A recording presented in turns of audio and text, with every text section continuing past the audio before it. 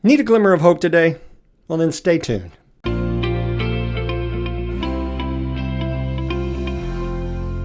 Watching the news with all its stories of tragedy and corruption, it can challenge your optimism.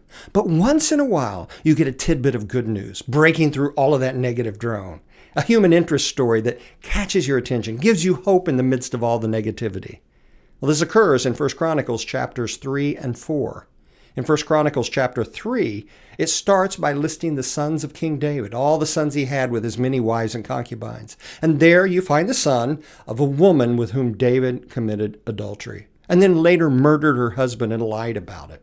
Also in that list, you find the son of the daughter of a foreign king. This son later would turn around and rebel against his father David.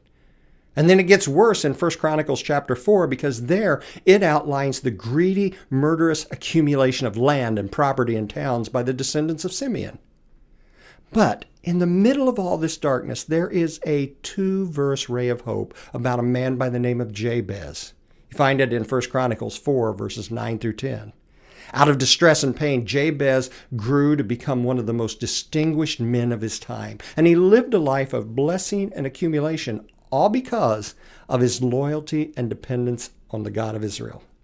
This little human interest story catches our attention, and it gives us hope that we too can be something different in the midst of the droning bad news.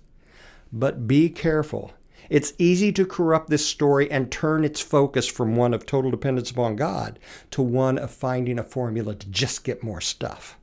The first approach will improve the bad news, but the second one will add to it.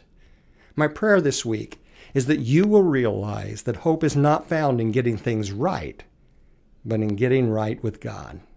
I hope you have a great week. We'll see you next week.